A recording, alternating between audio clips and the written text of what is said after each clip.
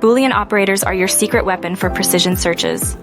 They're the and, Oregon, and not that fine-tune your online quest for knowledge.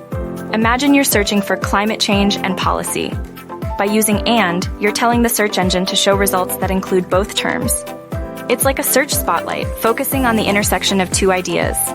Now let's say you type global warming or climate change. Or is your search expander, pulling in results for either term. It's perfect when you're casting a wider net for information. But what if you want to avoid certain topics?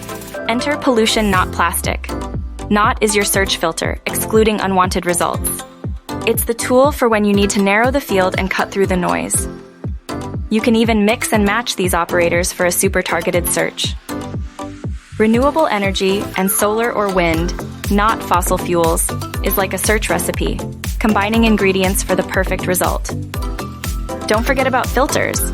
They're like search assistants, helping you sort by date, type, or language. Want the latest studies in English? Filters are your go-to, and that's your crash course in Boolean operators and filters. Use them wisely and watch your search game level up.